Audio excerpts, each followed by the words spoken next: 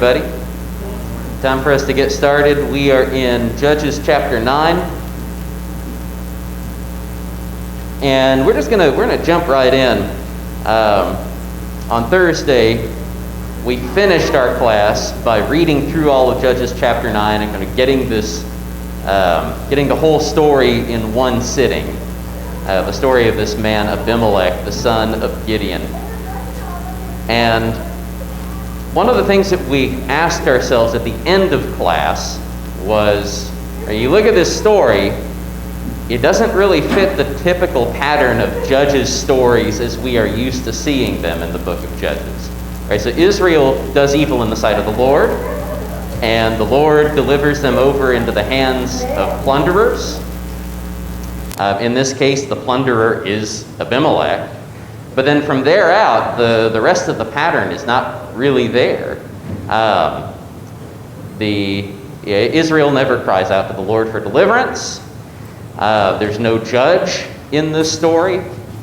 And ultimately, at the end of this story, we're not going to get any kind of notice about the land being at peace for any amount of time, any number of years, like we normally get in judge stories.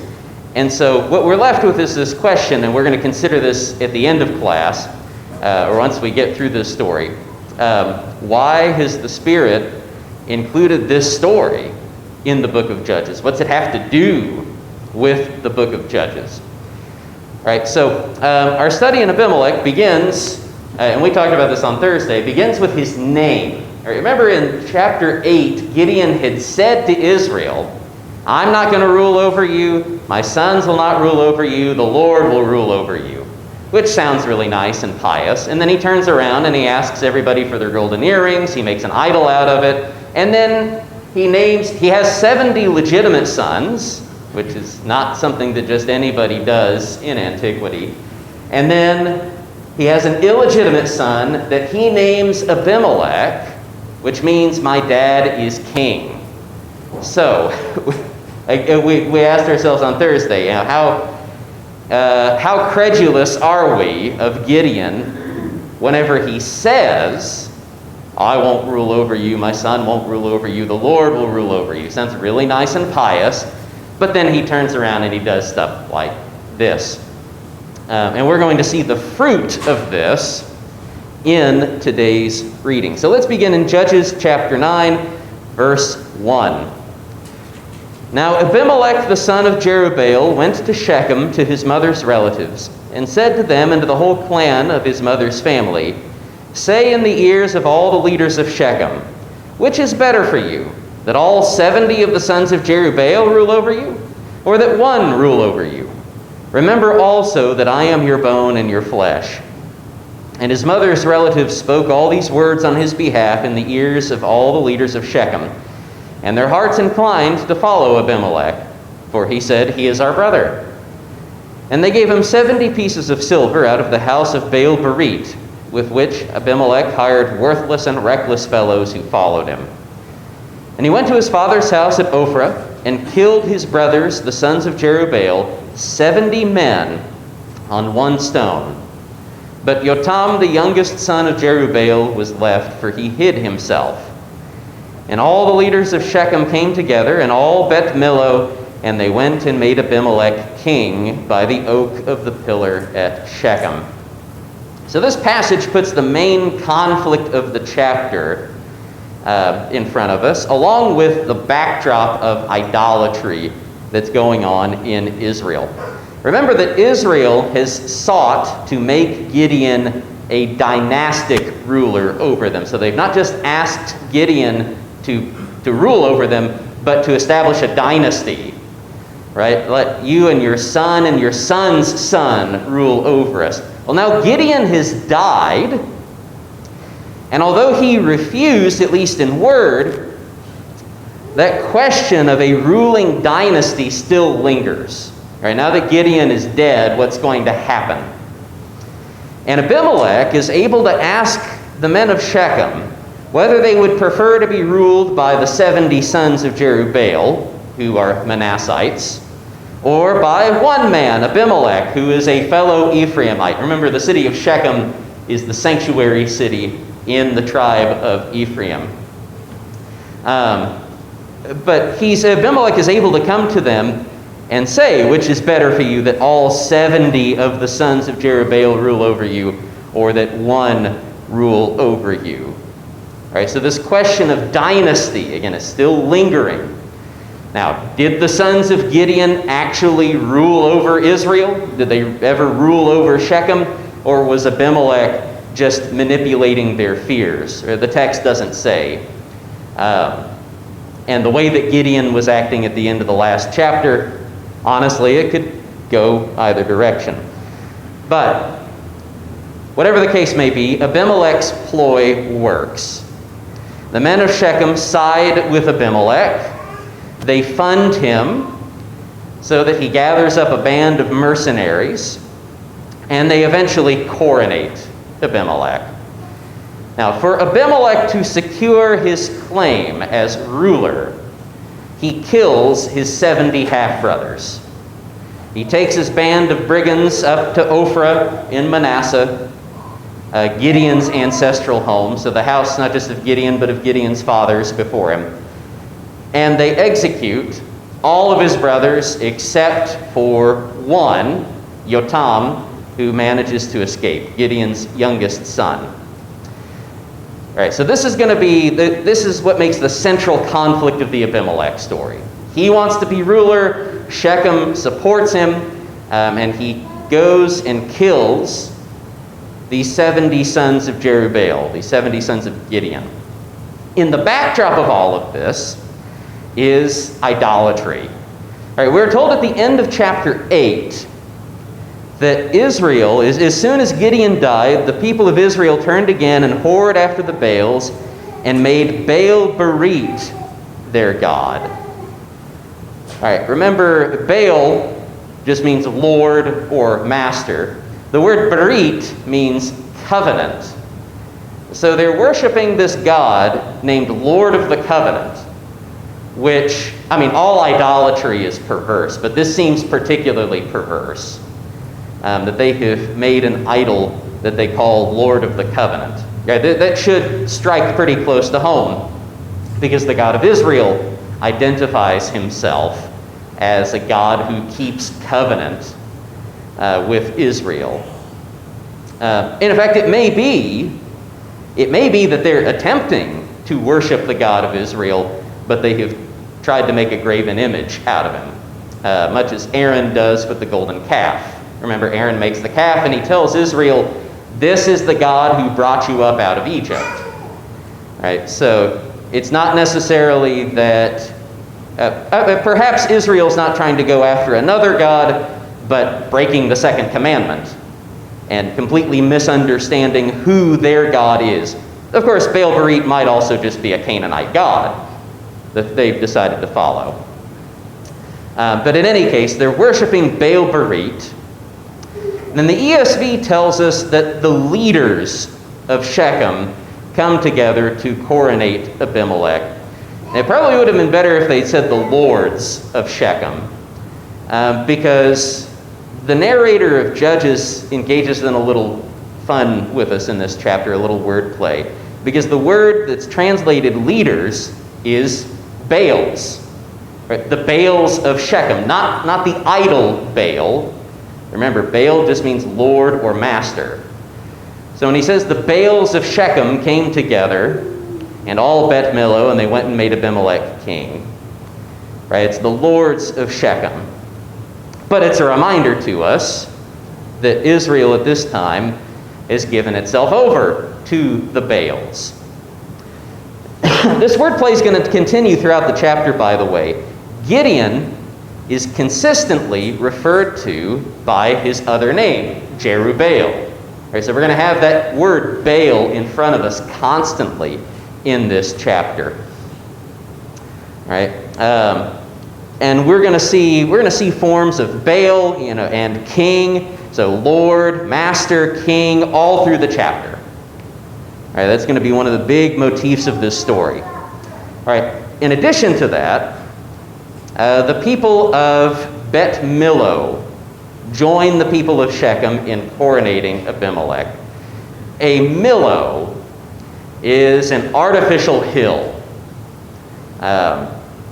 So it usually would be built up, like some kind of wooden superstructure underneath it. They cover it in dirt, make a big artificial mound. And usually they were big enough to support buildings on top of them. And usually it was dominated by one building, the house of the Millo, which is what Bet Millo means. Bet means house. Wayne?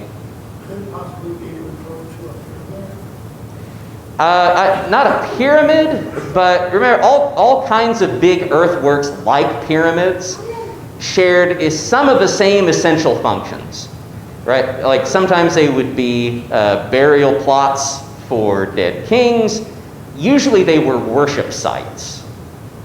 That's what we find out in North America was a lot of Indians would build these huge mounds.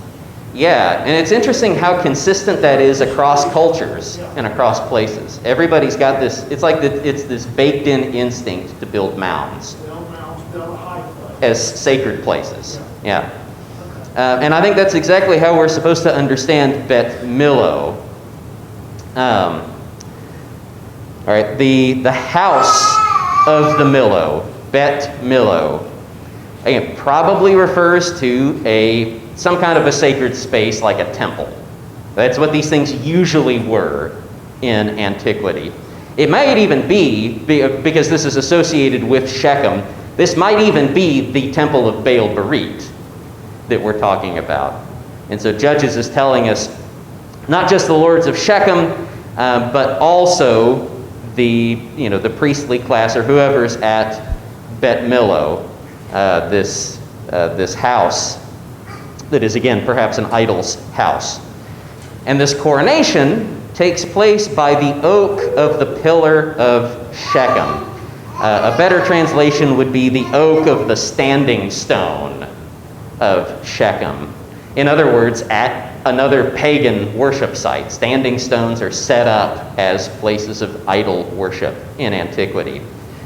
And so this oak by the standing stone is likely a sacred oak. All right, so their idolatry is just all over the place in the backdrop of this story.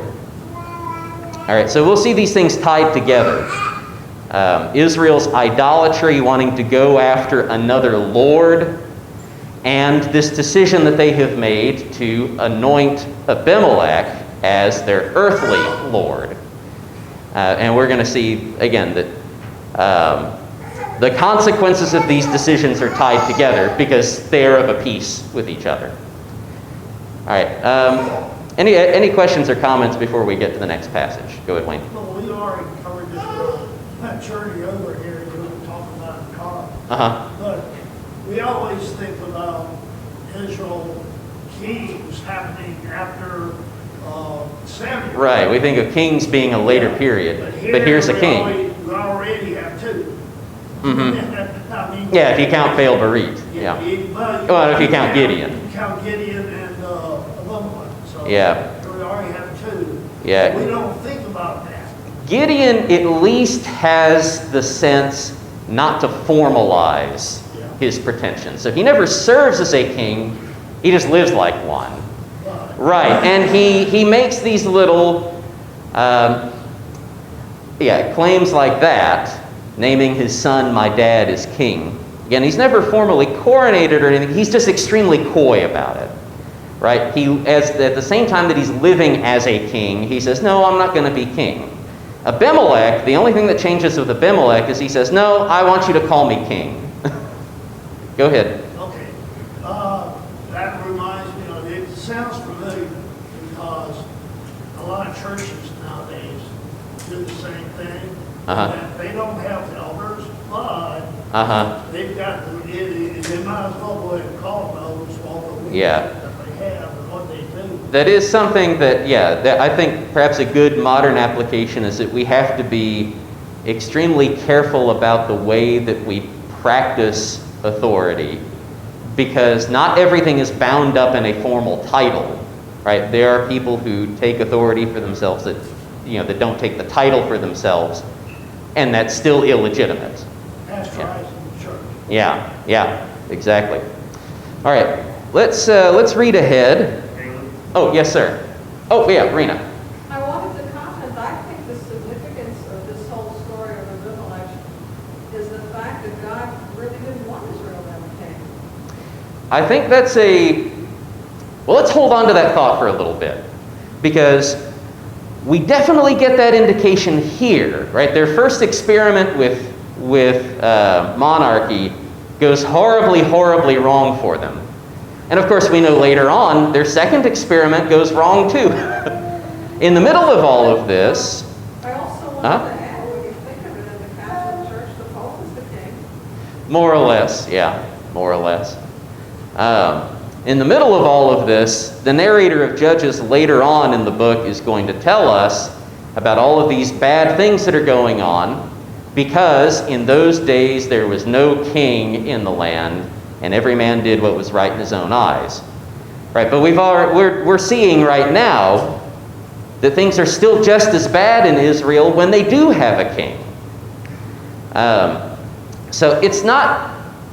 the short answer is it's not necessarily that God doesn't want Israel to have a king. In fact, he legislates for it in the book of Deuteronomy. Right? There are laws pertaining to Israel's king when they eventually get one.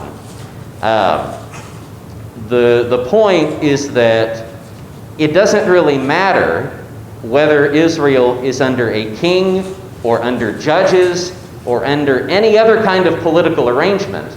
They are going to be rotten and faithless, and they cannot find a political solution to their wickedness. I think it's a useful lesson for us to remember today. All right, verse 7. When it was told to Yotam, he went and stood on top of Mount Gerizim and cried aloud and said to them, "Listen to me, you leaders of Shechem, that God may listen to you. The trees once went out to anoint a king over them, and they said to the olive tree, 'Reign over us.' But the olive tree said to them, 'Shall I leave my abundance by which gods and men are honored and go hold sway over the trees?' And the trees said to the fig tree, 'You come and reign over us.' But the fig tree said to them, 'Shall I leave my sweetness and my good fruit and go hold sway over the trees?' And the trees said to the vine, 'You come and reign over us.' But the vine said to them, 'Shall I leave my wine that cheers God and men and go hold sway over the trees?' Then all the trees said to the bramble, 'You come and reign over us.' And the bramble said to the trees, 'If in good faith you are anointing me king over you, then come and take refuge in my shade. But if not, let fire come out of the bramble and devour the cedars of Lebanon. Now therefore, if you acted in good faith and integrity when you made Abimelech king, and if you have dealt well with Jerubbaal and his house, and have done to him as his deeds deserved, for my father fought for you, and risked his life, and delivered you from the hand of Midian, and you have risen up against my father's house this day, and have killed his sons, 70 men on one stone, and have made Abimelech, the son of his female slave, king over the leaders of Shechem, because he's your relative. If then you have acted in good faith and integrity with Jerubbaal and with his house to this day, then rejoice in Abimelech, and let him also rejoice in you. But if not, let fire come out from Abimelech and devour the leaders of Shechem and Beth Millo. And let fire come out from the leaders of Shechem and Beth Millo and devour Abimelech." And Yotam ran away and fled and went to Beer and lived there because of Abimelech, his brother. All right, so Yotam, Gideon's surviving son, confronts the men of Shechem with a parable. We're not told why he feels confident enough to come out and confront them in this way. It's evident at the end of the chapter, or the end of the passage rather, that he fears Abimelech and he runs off. Remember that Shechem lies in the valley between Mount Ebal and Mount Gerizim. Right, so we're again looking about here on the map, and on one side you'd have Mount Ebal, on the other side Mount Gerizim.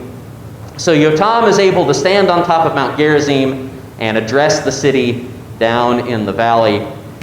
And he tells this parable about the trees seeking a king.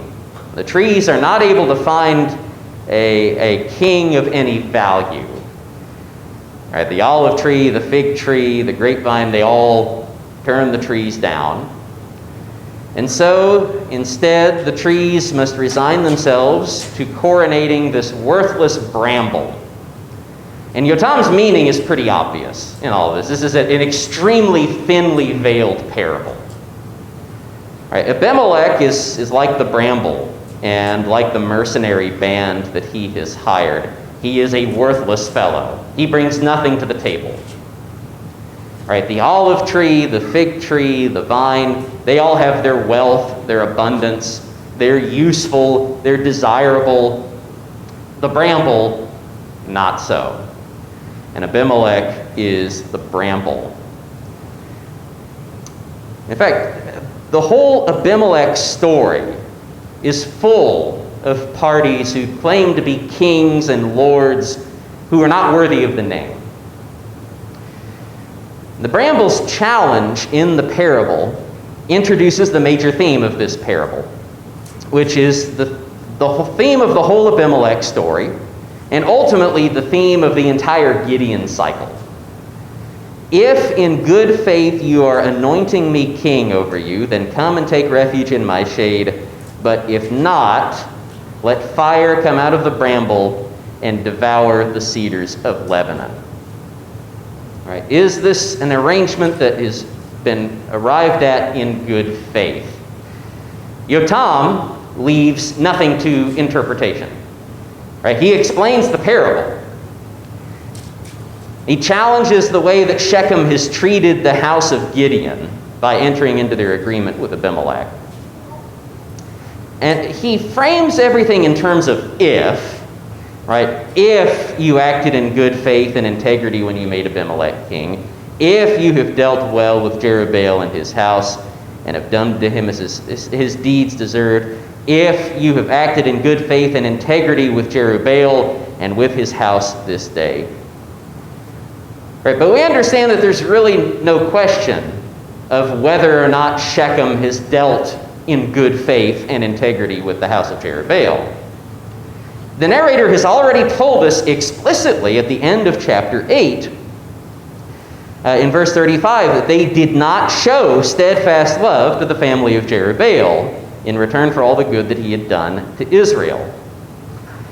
And Yotam himself, I think, is pretty clear in what he thinks. Right? My father fought for you, risked his life. You've risen up against his house, killed 70 of his sons. There's nothing to doubt here. And so, in declaring the moral of the parable, Yotam's parable is announcing a curse, that the relationship between Shechem and Abimelech is bound to mirror the relationship between Shechem and Jerubbaal. Right? That just as they have dealt treacherously with the house of Jerubbaal, so will they also deal treacherously with each other. For their faithlessness, Abimelech and Shechem are going to devour each other. Any questions or comments about that parable before we continue next? Saul? Is there any connection with Mark 8:25 when Jesus heals the blind man? And the blind man looks at all the Jews and he says, I see people walking around, but they look like trees. I'm not sure. Okay. I would need to sit on that and give that some thought for a bit. John? What's the significance of the phrase, and devour the cedars of Lebanon? When I think of cedars of Lebanon, I think it's strength, right? Uh-huh. Is that the reason why they're using that reference? Because the cedars of Lebanon were so big? I think so. It's useful in this parable. Yeah, if we understand those trees to be cedars of Lebanon, then yeah, they're people who are strong.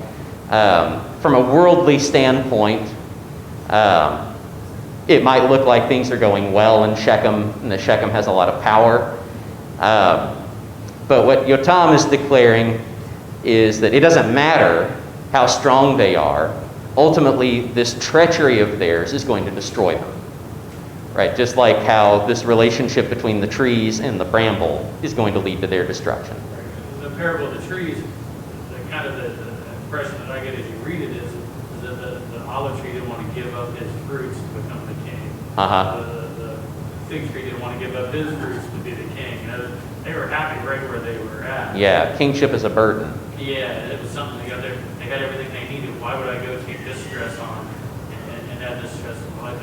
Like when I read the story, when I hear the story, I'm drawn back to Abraham with Ishmael and Isaac, you know, and the two different sons of Abraham.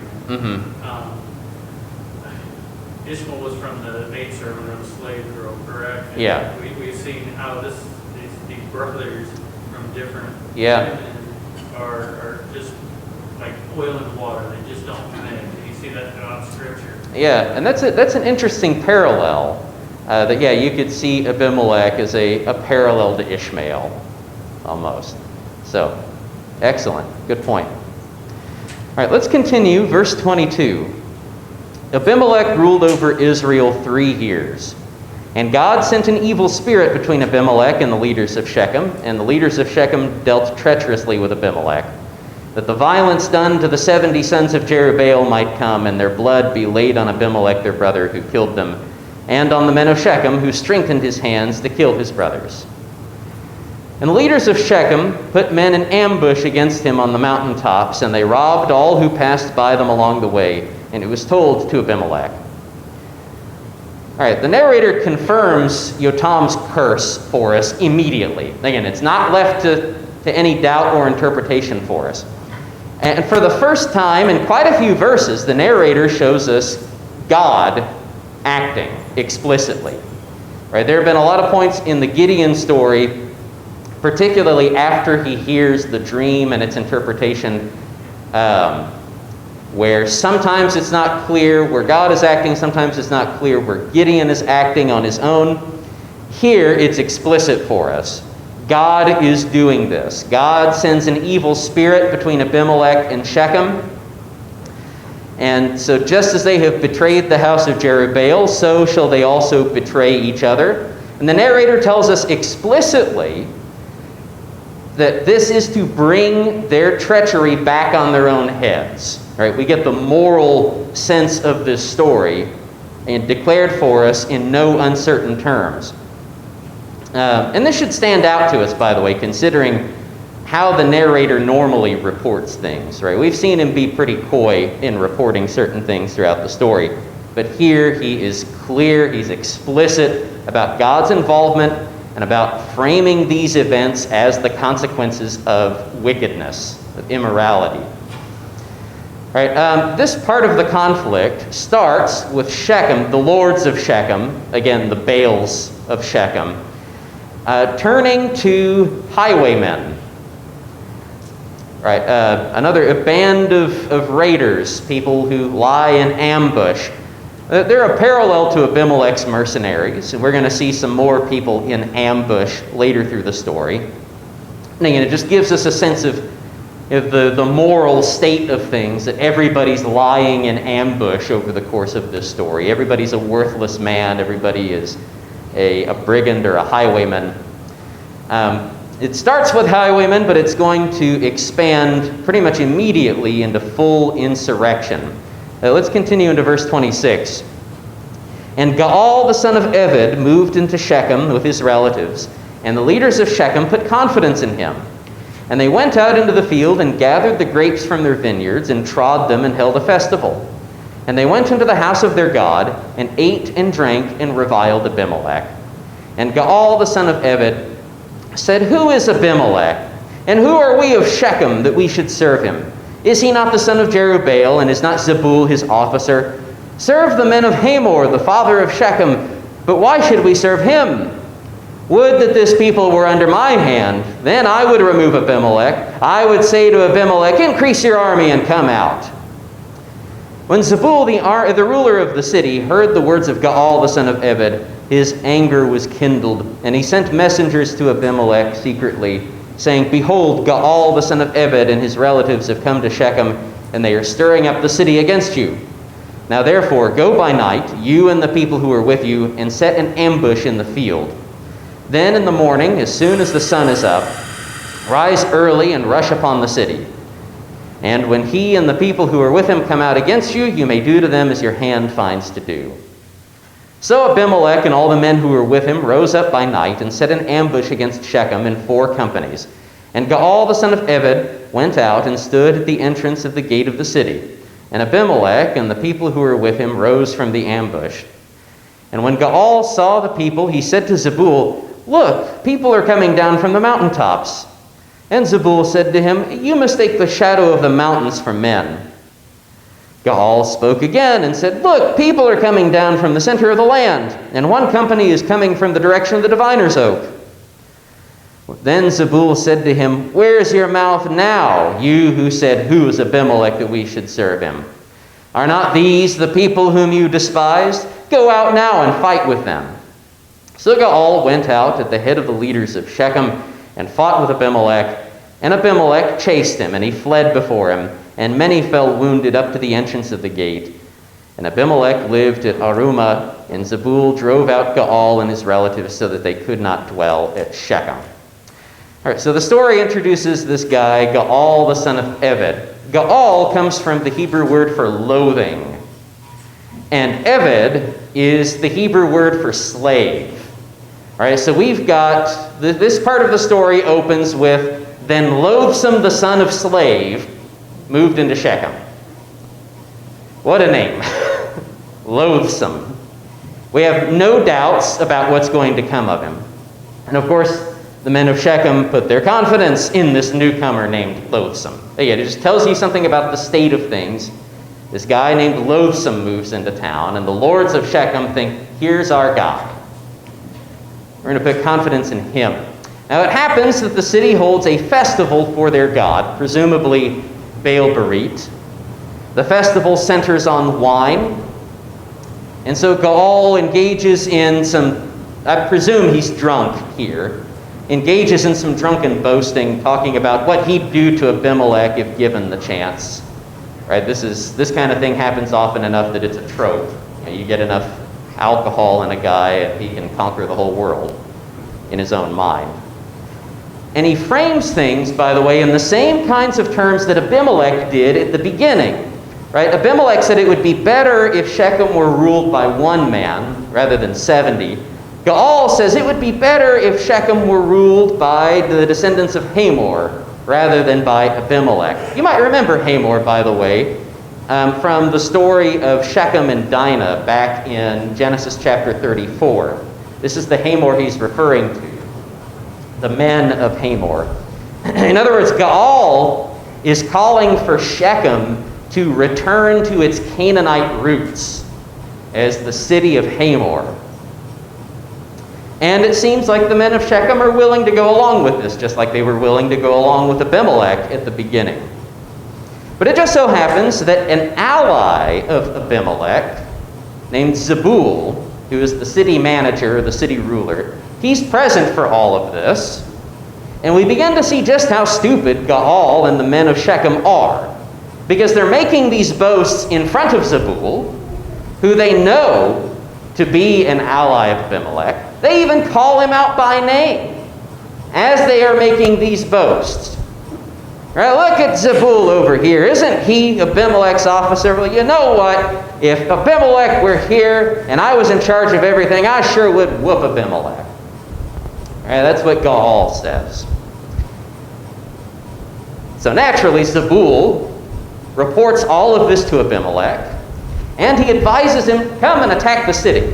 Right, first off, he knows that the city is led by a moron. Come attack the city. You can do as your hand finds to do.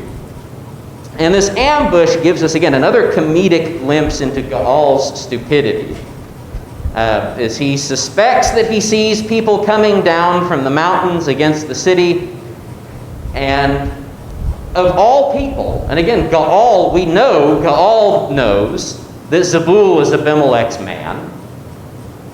But as he's saying, I think there's people coming down from the mountain, he listens to Zebul when Zebul says, oh, no, that's just the shadows. Your mind's playing tricks on you. But by the time that Gaal realizes what's going on, it's too late.